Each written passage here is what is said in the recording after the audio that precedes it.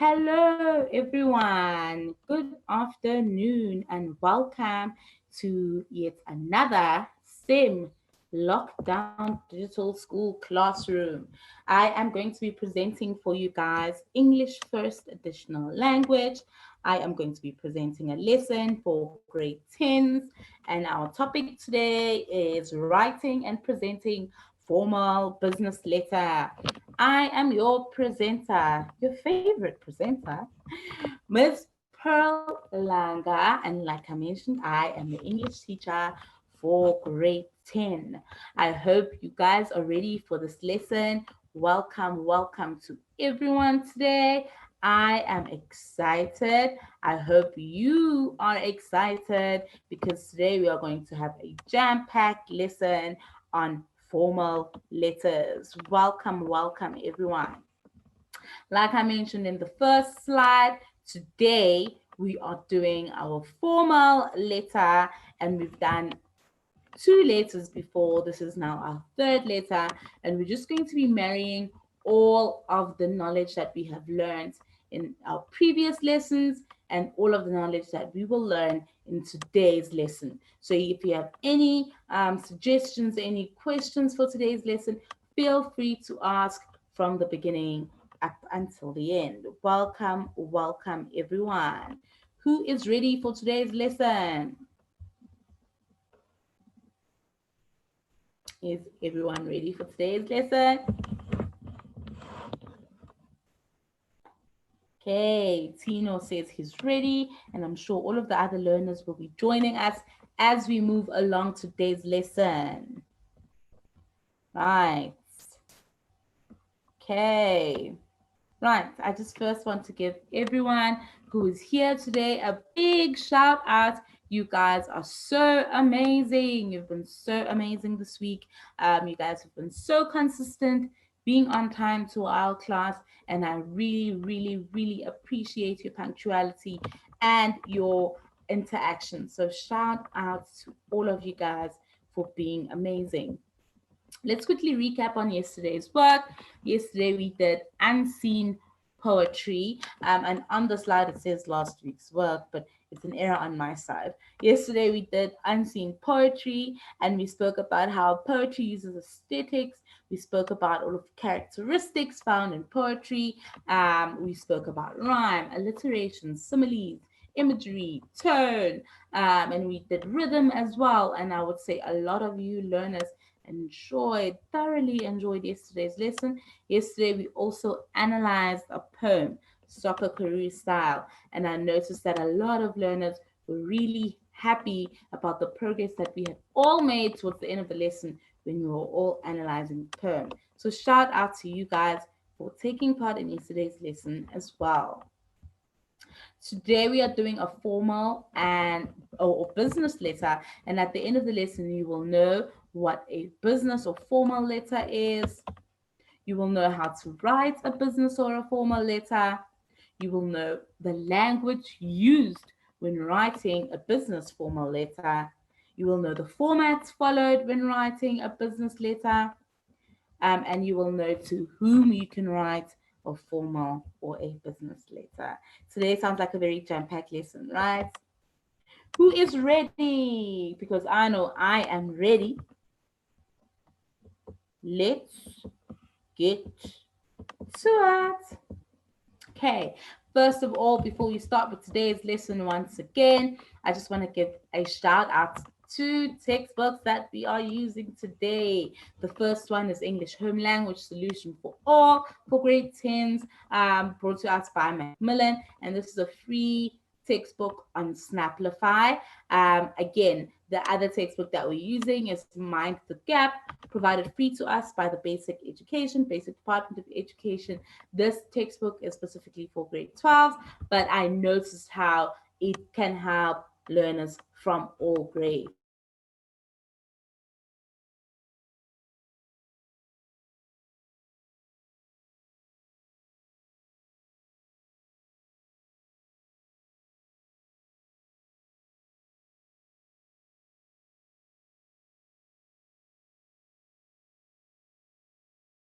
using this textbook.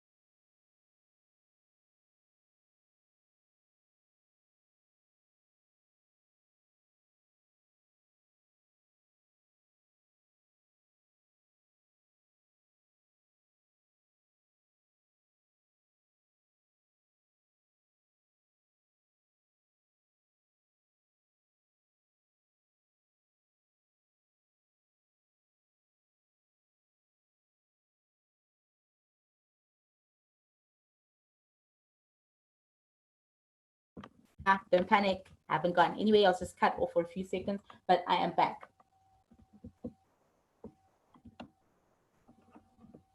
I'm here. I'm here. I'm here. I'm here. I'm back. Okay, I'm back.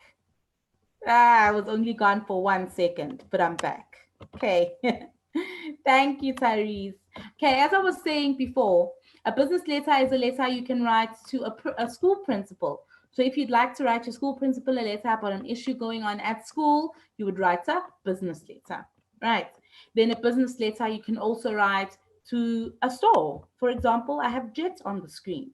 Okay, and you do know that when you talk to your school principal, when you write a letter to your school principal, it's going to have to be a little more formal, right? So that's why we would say you would write a business or formal letter to your principal.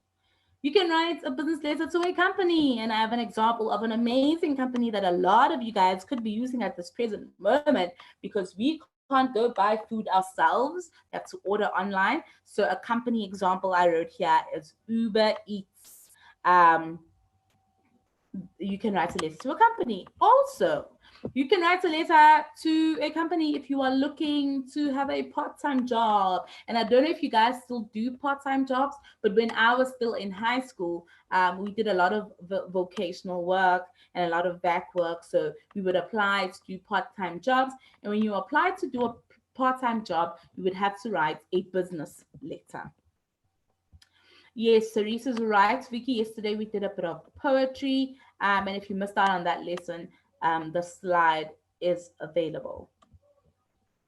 Right. Let's quickly move on to the nitty-gritties of today's business. So we're doing a business letter, and it says here a formal letter is a communication used in official or important situations or with people you do not know well. So when you are writing a business letter, you're writing to someone serious, to someone who has very high standing, right? And you are communicating certain issues, or you are communicating how you feel about something or applying for a job, using specific formal language and the specific type of structure. And there are different kinds of formal letters. There's a letter of application. There's a letter to the editor, and we have done letters to the editor before. And you guys found that particularly challenging, but we did fix the few issues that we had with the letter to the editor. And another one we have is a letter of complaint, etc. So there are many examples of business and formal letters. And today we'll be looking at two types of business letters, but these are the most simple type, the type that you know from school. Okay, a formal letter can have a range of audiences and purposes. Um, like I mentioned, you can write a business letter or a formal letter to apply for a job, to the editor, or to complain about a specific service that you got at a restaurant. So, for example, if you go to Nando's to buy chicken and you are dissatisfied with their service, you can always write them a business letter to tell them about your dissatisfaction instead of ranting on Facebook. Okay. And then the next point says the tone of a business letter must be formal and business-like. So unlike a friendly letter, and we did a friendly letter earlier this week, with the business letter, the tone is very formal, very business-like, very respectful. Because remember, you are writing to someone you don't know about a specific issue, right? So you're not writing to your friend, and the writing in this instance is not flamboyant. Okay, the next point, a formal letter has its own format. It is important that you lay out your information correctly, just like with every other writing genre. This week, we've done two writing genres already. We did a friendly letter and we did an agenda and minutes. And you guys noticed that these writing pieces had their specific formats. And a business letter also has a specific format. Okay. Okay, so how to write a business or formal letter? You have written formal letters before. Okay, you have, I'm sure, in class 4 marks, and you still are going to write formal letters until matric and even after matric when you start applying for bursaries and jobs, etc. Okay, and you know that the format is important, but content, tone, and language usage is far more important. And just like with every other letter, The style is important. There are various issues to avoid, and the structure is important. Vicky, are you okay? You guys need to tell me if you're losing me at some point and you need me to explain something. Okay, so Vicky's okay. Right, let's first look at the style. And we've gone through the style before. This is like the third time going through a style. And the style of a business letter, once again, is direct, simple English. Okay. The writer must keep in mind that the intended audience should understand what is communicated for the result or response to be positive. So when you are writing a business letter, you need to be mindful of the type of language that you use and how you are writing this to this specific person, and it has to be positive so that their response is positive to you as well. So if you're going to be rude and shouty, and use words that they can't understand, it's going to be difficult for the recipient to respond to you positively. The letters must be clear, straightforward. Okay, so you mustn't write a letter that is very ambiguous, that leaves the recipient guessing what the letter is about. It must just be straight to the point, it must be concise, and it must be logical. Back to the issues to avoid. I feel like at this point, we all know what issues to avoid whenever we are writing any type of letter. Again, it's slang and colloquial language. We don't use slang, especially in business letters. We don't use slang at all. So if you and your principal are cool, he's still your principal. You wouldn't address him as bra. We had a few exceptions when it came to friendly letters. You could call your friends bra. Yes, Haris, you could get suspended for being rude, depending on how strict your principal is. So we don't use any slang, we don't use any colloquial language whatsoever. We don't use any contractions, abbreviations, or acronyms whatsoever. We never, ever, ever use that type of language in business letters. Vicky says you could get expelled. For writing a letter? If the letter is rude, yes, you could get expelled. So if you use bad language, foul language in a business letter, you could get expelled for being rude or for undermining authority. Okay, and again, in a business letter, you don't use in any unsubstantiated accusations. So you don't put out any threats in a business letter. You don't threat anyone. You don't use any emotional language. You don't use any sarcasm. You don't use cliches, etc. Okay. You must be careful of the type of language that you use in a business letter. But remember, it's formal. It's like you talking to your parent if your parent is strict. Because I know some parents are very conventional. I am that parent. Sometimes I allow my son to be flamboyant with me, but there's a limit. But with the business letter, it's strict. It's like you talking to the president. There are no exceptions whatsoever. The structure is similar to a letter to the press, however, the addresses go at the different places. But remember, with every type of business letter, you have two addresses. Okay, you have two addresses.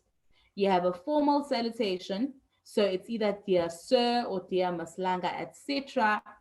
And then you have a title or subject line that follows the salutation. Okay, so with any type of business letter, you have two addresses, you have a formal salutation, and you have a subject line telling the recipient exactly why you are writing the letter. Okay, so the reason why we have subject lines, and I'm surprised none of you guys have ever asked me this question before. The reason why we have subject lines is because business people are usually very busy people. So when you are writing a letter, the subject line gives the recipient an indication as to what the letter is about. Okay, so it's like a filter system. So if you are writing about, you're writing to a restaurant about the cockroach you found in your food, then your subject needs to clearly state cockroach found in food. So that, yeah, I know that's disgusting, Sarah. I could have used a better example. So yeah, they don't want their time wasted. So you must just write cockroach found in food so that they read your letter urgently. And they want to know whether to read the letter or not. So if you don't have a subject line, your chances of having your letter read are very slim because I need to know exactly what I'm going to be reading if I'm a busy businesswoman. Right. Okay, and then the structure once again, all letters have an introduction, a body, and conclusion. The language register must be formal. Yeah, Megan, it's exactly the same as emails. So in emails, you always have a subject line so that the person who receives the email, right, knows exactly what the email is about. And if there's no subject line, chances of me reading that email are very slim. But any email that I receive from you guys, I read. That's a very nice one, Megan. Well done. Right. So the language is formal, and the conclusion must also be formal, followed by yours faithfully, then your name, surname, and initials. Right. Let's quickly look at the tone. Okay. I know I've been mentioning formal language, right? But like I mentioned in the previous slide, it's very business-like. Okay, let's look at the example at the bottom of the screen. So this is an example of a paragraph that could possibly come from a letter of application, right? And it reads as follows. In response to your advertisement published in the Star newspaper on the 10th of April 2020, I wish to apply for the position of camera operator. So this paragraph is a paragraph that can be found in a business letter of application. And this person is very clear.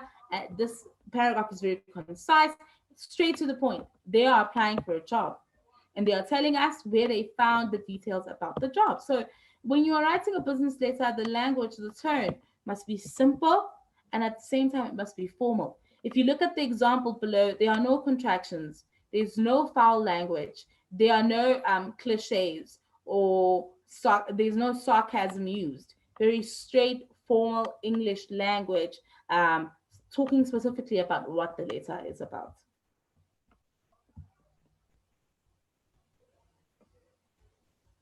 Yeah, Tyrese, it is a bit dull. It is a bit dull. You know, everything that is serious is dull. But you can find ways to make formal language exciting. You can find ways. You just have to be smart with the type of words that you use. Right, so back to the turn. Turn describes the feeling the writer gives the writing. For example, the tone may be critical, friendly, or businesslike. So a formal letter must have a polite, businesslike tone. And guys, I know you guys think it's very dull, but having some manners and being polite, there's absolutely nothing wrong with being polite and having manners. You just straight to the point about what you want. For example, if you're in a class situation, right? And you need to ask your teacher to go to the toilet or the loo. You don't just say, yeah, yo, bruh, I want to go to the loo, right? You ask nicely, like, ma'am, may I please go to the bathroom or may I please go to the loo? And when someone talks to you that way, in a respectful manner, the response is usually positive. And having your teacher say no when you've asked so politely, it's very slim. You know, the more polite you are, the better your chances. Yeah, it's very wrong to be rude, Vicky. The fun part. Let's look at the structure of a business letter. Yeah, but let's say imagine being rude to a teacher. Yo, bruh, let me go to the toilet. That's rude. You have to be polite. Right, let's look at the structure, the fun parts.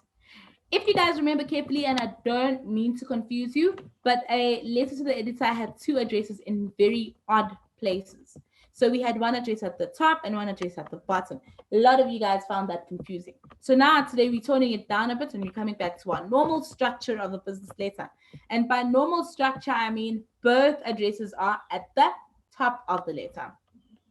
So you'd have your address at the top right hand corner, starting with your house number, street name, then your area, city, postal code, and dates. Yes, Therese, the recipient's address is, yeah, Therese, that's for the letter to the editor. The recipient's address was at the top, and there is, no, that's the same person. Sorry, it's recipient and receiver.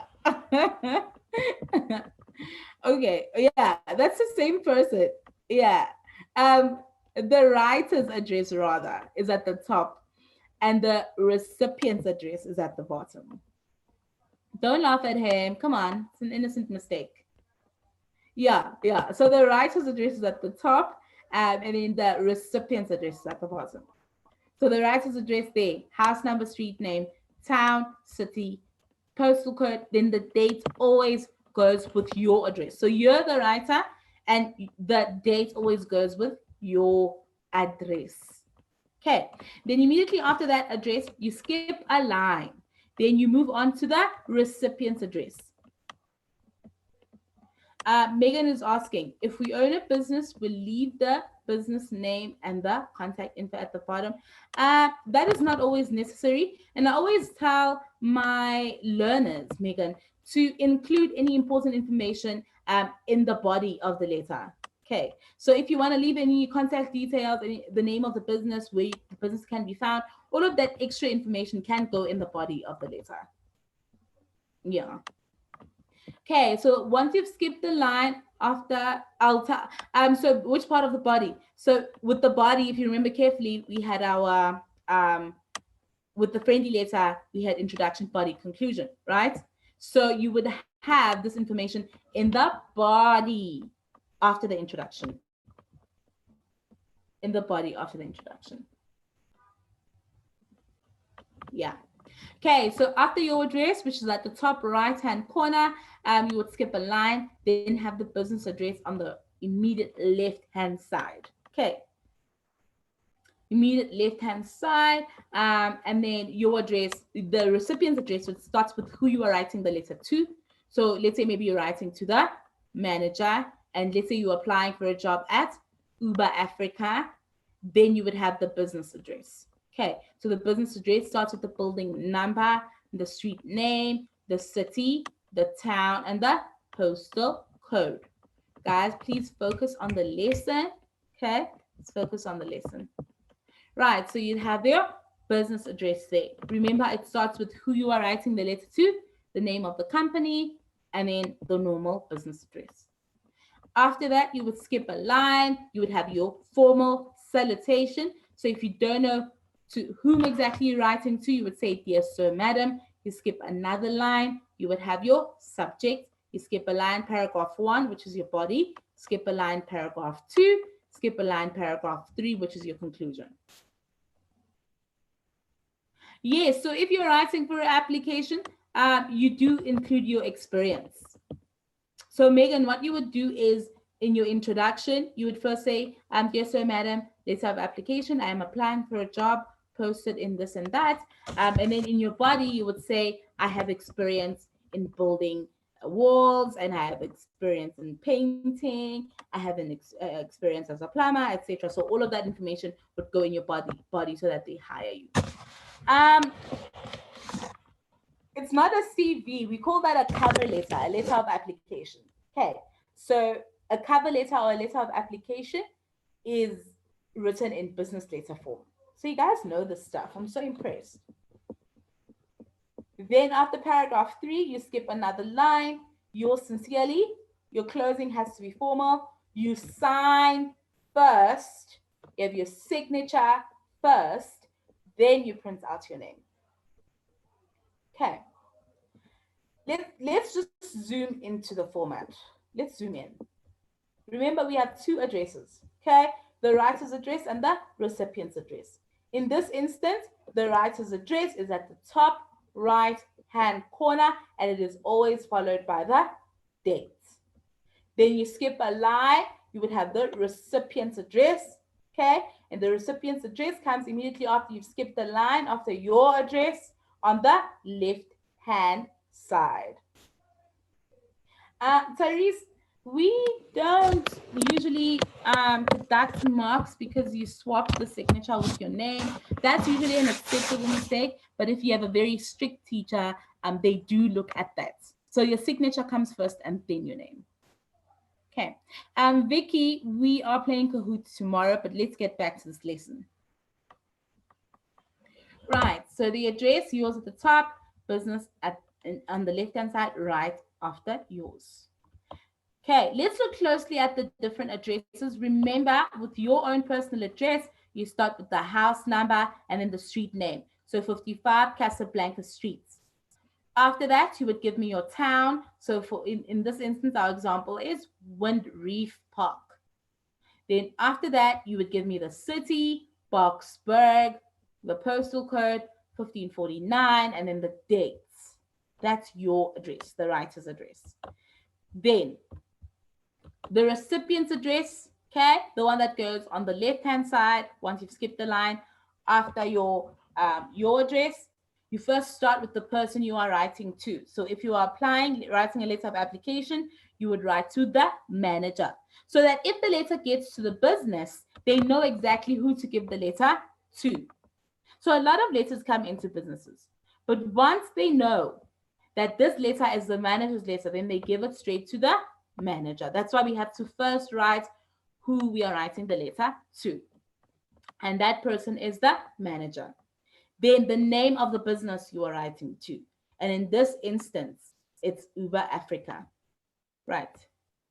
Megan says, if we would have to write back to the recipients, do we swap the addresses? No. So the format never changes. What happens is you have two addresses so that if it's sent to the incorrect address, they can always resend it to you. So that's why you have your address, and that's why you have the business address. That's why you have two addresses in the business letter. Okay. So they can resend it to you.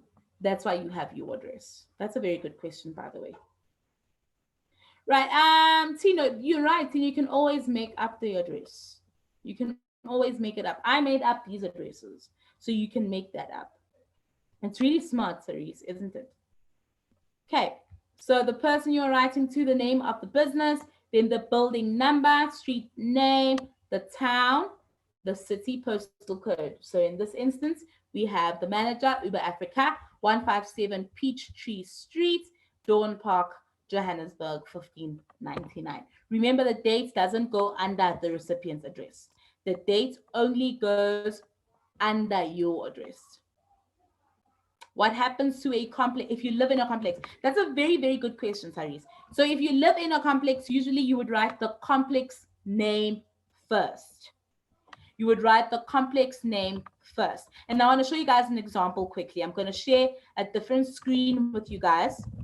Just give me 1 second so I can show you exactly how it works to answer Teresa's question. Give me 1 second. I'm just looking for this letter that I came up with. And then I'll show you guys what happens if you live in a complex. So I'm going to stop sharing that screen and I'm going to share a new screen with you guys. Okay, are we all on the new screen? Let me zoom it in a bit. Okay, can we all see the new screen? Oh, what did I do? Right. Okay, so Tyrese asked a very good question. He says, if you live in a complex, what happens? Okay, so you remember with your normal address, you have it here at the top right-hand side, right? If you live in a complex, oh, what did I do? Okay, give me 1 second. Okay.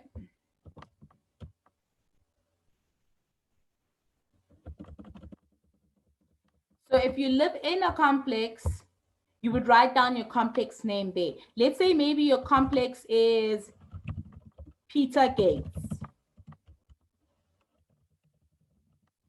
So your complex name would go before your house number and street name. Can you see that, Tariq?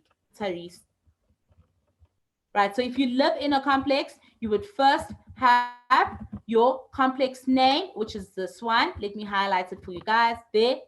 Then you would have your normal address, which is there. Then you would have your date, which is there. Got it?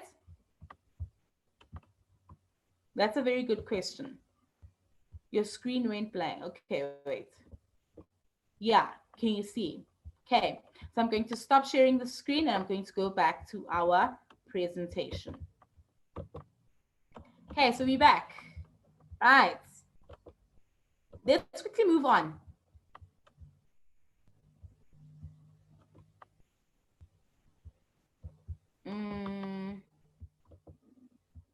Okay. Right.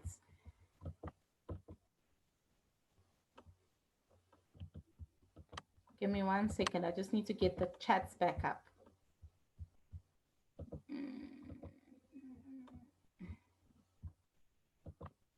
Okay. Right. So let's move on to the formal salutation. Remember, the formal salutation is the greeting. Okay. And with the formal salutation, are we all back on the screen? I just want to make sure we're all back on the screen. Okay. So with the formal salutation, we would have our dear sir, madam. So we skip a line after the business address. Then you would have your dear sir or madam, right? Then immediately after that, there it is there, dear sir, madam. Then immediately after that, you have your subject. So you skip a line after your formal salutation and you'd have your subject there. Remember, we are applying for a job. So your subject here is straight to the point, letter of application for cameraman position. Right, there it is there. Then we have our internal structure. Remember, the body of our letter has an introduction, body, and conclusion, which is over there. Then we have our closing, and the closing must be formal. Okay, so it must start with yours faithfully or yours sincerely, followed by your signature, right? And your surname and initials. That's our basic structure. Any questions at this point?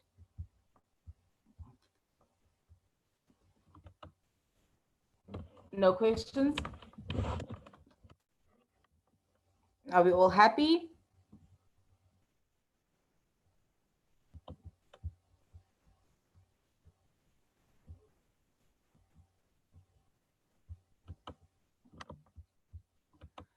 Okay. Okay, Therese says wait. What's going on, Therese? One more thing. Yes, what is it? Bring it on. Okay. I'm all over the place today, guys. What's the question, Therese?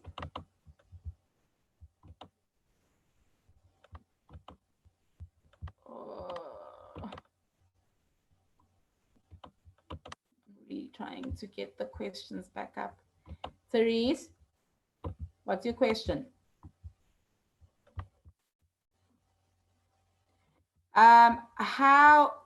If you're doing the signature on a computer, how do you do it? Smart question. Right. So that's a very smart question. I use my phone. Okay. So I use an iPhone and I think Android does this as well. So I drew my signature. Okay. So I drew my signature on an app. It's not an app. It's actually like notes. Okay. It's like a notes app. And I don't know if I could show you guys. That's a very good question. And I want to show you.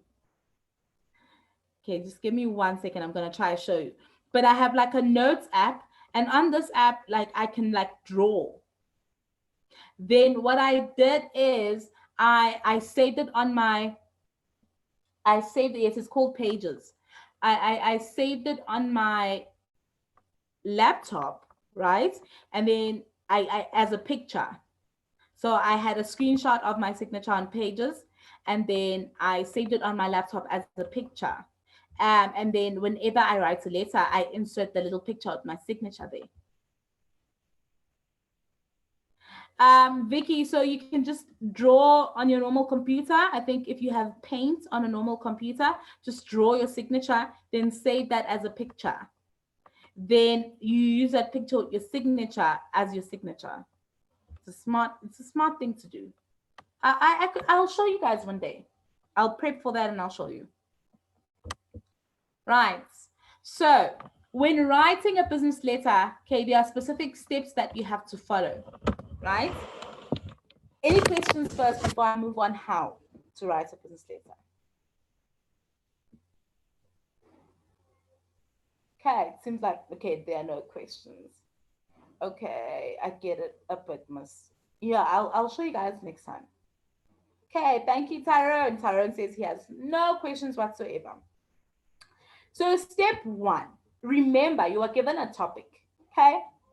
You are given a topic. And in this instance, our example topic is an international company is offering a number of scholarships to grade 10s for further studies. Write a letter to the manager applying for the bursary. So we need to identify the key words in this question, right? What are the key words in this question? What are the key words in this question? Studies, that's a good one. Sarah, what are the key words? Someone else?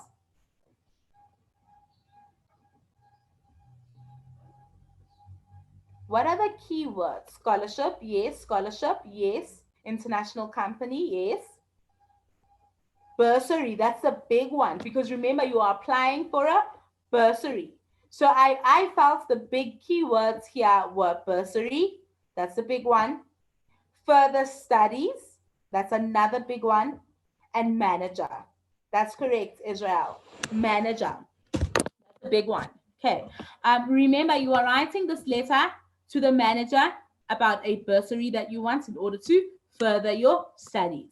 So the first thing you do when you choose a topic is you extract all of the keywords that can help you with planning. Did we all get that? Right. Then step 2 is the planning phase. Okay. Remember, we've gotten all of our keywords, right? And we need to use our keywords in order to help us plan. So when you plan, you would first plan for your first paragraph, which is your introduction. And you would give background on who you are, what grade you're doing. Guys, Vicky, it seems your over typing is a distraction. So could you please, just for this lesson, cut that down because it's distracting everyone. Please, Vicky. Okay. Let's go back to the planning, okay? You would plan for your first paragraph. Remember our keywords. So when you plan for this paragraph, you would give them your background and where you want to study. Then your paragraph 2 would be your body, and you would tell them why you need this bursary. So you need it because you need the money. You need it because you don't qualify for any debt. You would do anything to succeed, and you are dedicated. Then the next paragraph, you would tell them why you deserve this one. You like accounting, you do well in maths, and you want to pass. Then in the last one, in the conclusion, you would basically tell them that you are looking forward to the response and thank them for the opportunity. So can you see the developments of your paragraphs? In your introduction, you give them information about yourself, you give them background about yourself. Then in your body, the 2 paragraphs, paragraph 2 and 3 are in your body. You tell them why you need the bursary and why you think you're the best candidate for this bursary. So you need it because you don't have any money, or you need the money, or you would do anything to succeed. In your next paragraph, you would tell them what you're good at, what subjects you're good at, and why you think you deserve this bursary. And in your conclusion, right, in your 4th paragraph or your 3rd paragraph, in your conclusion, you basically thank them for the opportunity and you say you are looking forward to their response. Right. This is how you plan. Then step 3. In step 3, you are writing the draft. Remember, when we write down our drafts, we edit. So there, she made a mistake and she scratched it out and she used the correct word. They made a mistake, scratched it out, used the correct word. So when you are writing any type of writing genre, you must always make sure that you write a draft that you can edit. And this is a draft that you read aloud before you write down the final draft. When you write the draft, you are correcting any grammar, punctuation, spelling, and format errors. Right. Then lastly, you would write down your final draft. Let's quickly go through our final draft. You have your address at the top right hand corner. You skip a line, you have the business address right immediately after your address on the left hand side. You skip a line, you greet. So you give a salutation, dear Mr. Retief. You skip a line, you have your subject application for 2013 bursary. You skip a line and you start writing all of your information. But it's a very, very good point, but it's in an exam you can't read it loud, but read aloud in your head. Read aloud in your head. Okay. Read aloud in your head. Does it make sense as you read in your head? Read in our heads. We don't always have to mine it. No, you can read in your head. And that's a skill you have to practice for exams. Right. After your subject, you would start with your paragraphs, introduction, body, conclusion. Then you skip a line in between each paragraph. Okay. Then you have your closing. Yours faithfully, yours sincerely. Then you sign and then you write down your name. Okay. So that's step 1, 2, 3, and 4 in order to ensure that you write a successful business letter. Let's quickly check ourselves, guys. Let's do this together quickly before we run out of time. The first point, I know that we write the address and the date on the right-hand side of the page, and we do not punctuate abbreviations in the address. Yes, we do not punctuate. Yes. Yes, we're getting it. I know that we begin a friendly letter with the greeting the very next line. So you have your address and then you have your greeting. Is that yes or no?